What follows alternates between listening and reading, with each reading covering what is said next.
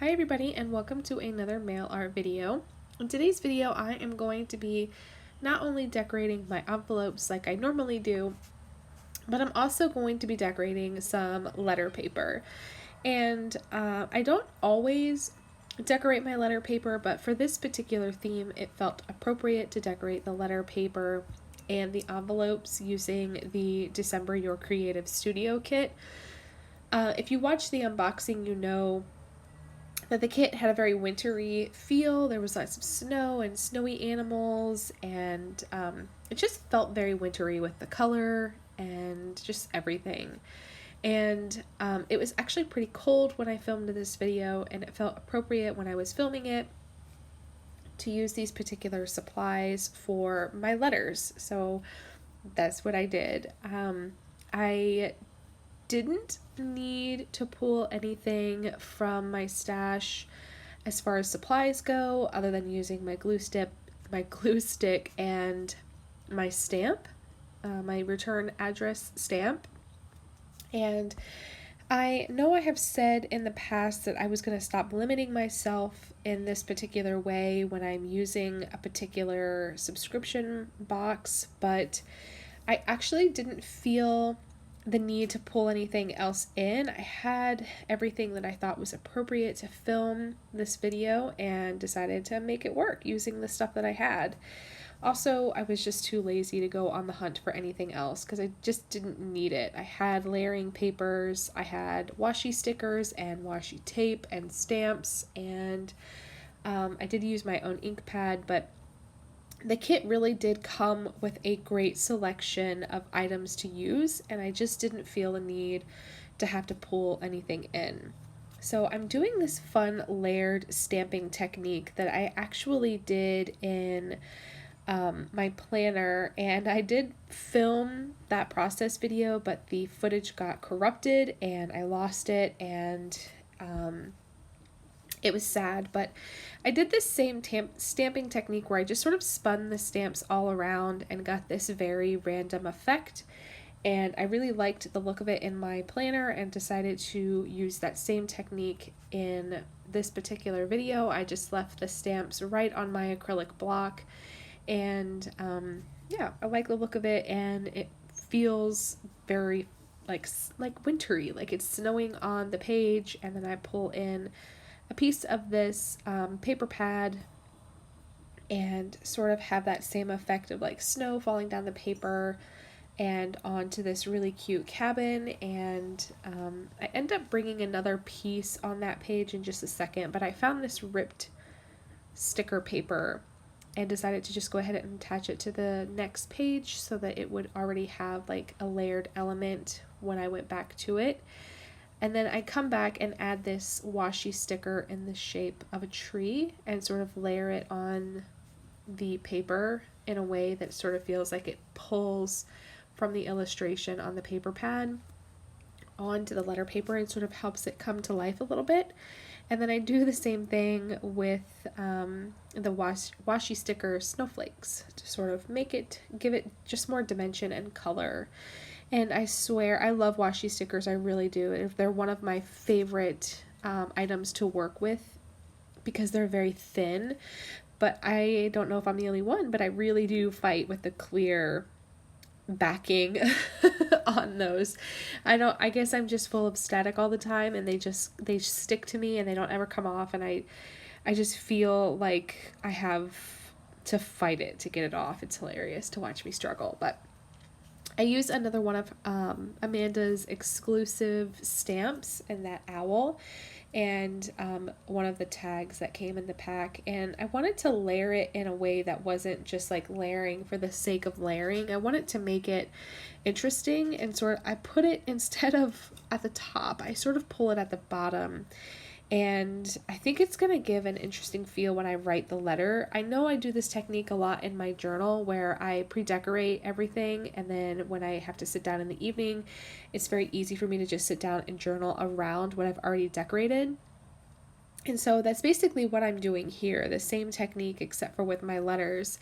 And when it comes to writing in my journal and I have to work around the stuff that's on the page, I really love it. I don't know why I do, but I just love sort of working around the stuff that's already on the page, and I feel like it's going to be an interesting experience to do that same thing with my letter paper. So I wanted to make it a little bit more interesting and put the embellishments in spots other than the top and the bottom. I wanted to sort of do it on the side and get creative with how I was layering things. So I love these textured snow owl stickers that Amanda did. It's the first time she has done textured stickers like this, and I absolutely love it. I don't know how she did it.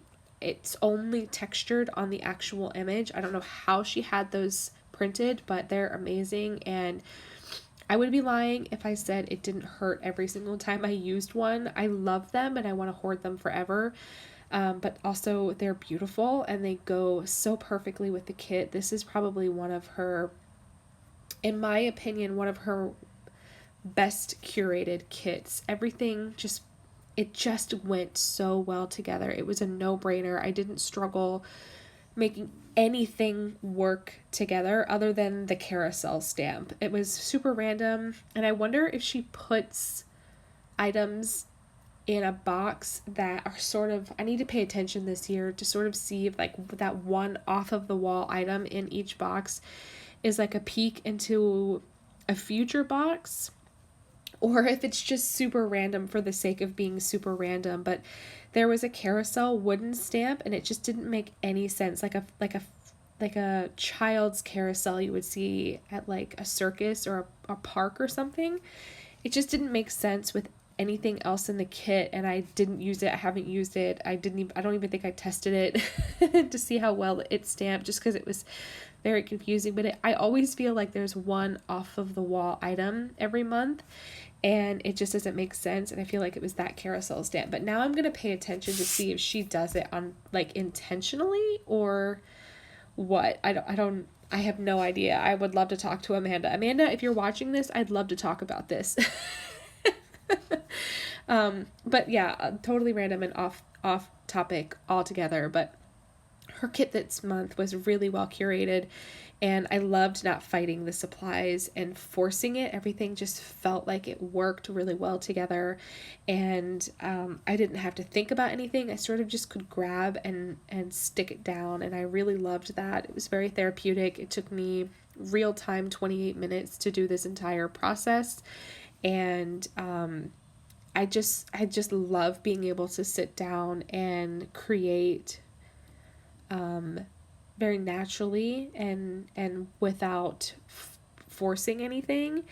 And I really felt that way during this particular process. So I don't know if it comes across that way on screen or if it ever doesn't come across, because I have sort of gotten into a rhythm with my style and know what I'm doing with everything. But yeah, I think one of the things I struggle the most with when it comes to these particular kits every month is that sometimes the translations on the items that she has is just so off the wall.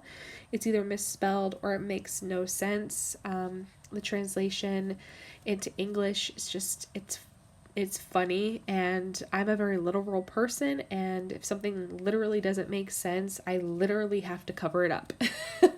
And that is what is happening right now. That particular phrase made no sense whatsoever on that tag, and it had to go.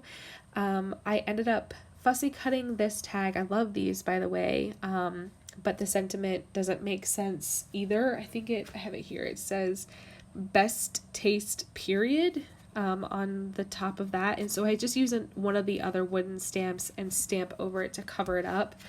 I love the image otherwise, but just that one little phrase just ruins the whole thing for me.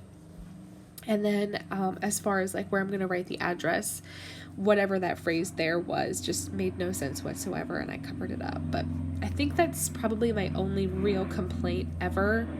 Sorry if you can hear that plane. There's a lot of air traffic today. I think that's my only real complaint ever when it comes to these kits, is that all of it is sourced from overseas, and the translations of things sometimes just doesn't come out the other end correctly. And sometimes I can overlook it, sometimes I just cover it up, sometimes I don't use it altogether just because it's just, I don't know, I just have that brain that just can't sort of go over, I can't skim over that stuff. So I'm starting my last envelope. I was planning to do 3, but I actually messed one of them up and edited that footage out so that you didn't see me ruin a perfectly good envelope.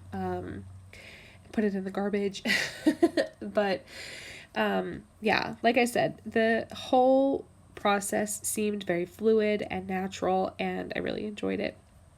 I covered this particular owl up just because he was kind of creeping around the page kind of oddly, and so I just used this stag to cover it up. I'm sorry if you can hear my stomach grumbling just there. That was awkward. Anyway, I hope everybody is doing well. I know I have sort of slacked off when it comes to filming. I did take a lot of time off in November and December intentionally.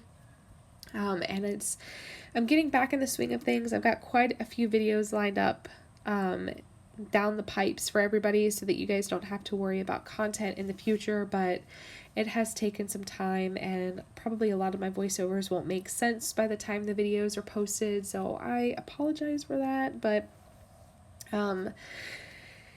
anyway, that's life. It's been a tough go so far in 2020, and I hope that this was just a minor hiccup and fluke, and the more we get into the year, I hope things sort of calm down and stop being so intense. I don't have that type of personality that can handle really, really intense things, and it's been an intense couple of weeks so far. So, anyway, what is everybody doing? Have you all made any resolutions or intentions or set any goals for yourself for the year? I feel like resolutions this year just were not a thing. Everybody is more interested in just survival as opposed to creating any type of intentions or making any life changes for themselves right now. But if you have, I would love to hear about what you guys are interested in setting up for yourself in 2021. I know I personally have made some intentions, but they're very mindful and I don't want to say intense, but just very purposeful intentions for myself. Maybe I'll share another day, but that is it for today's video. I'm going to bring everything in a little bit closer for you to see. I hope that you have enjoyed this process. I haven't done mail art in a while, so I feel like I have some work to do when it comes to getting back into the swing of things, but I hope you enjoyed the process and hearing me ramble anyway. If you have any questions, please feel free to leave them down below, and I would love to get back to you. I would ask you to consider subscribing so you don't miss anything in the future, and that's going to be it for me. Thank you so much for hanging out. Bye!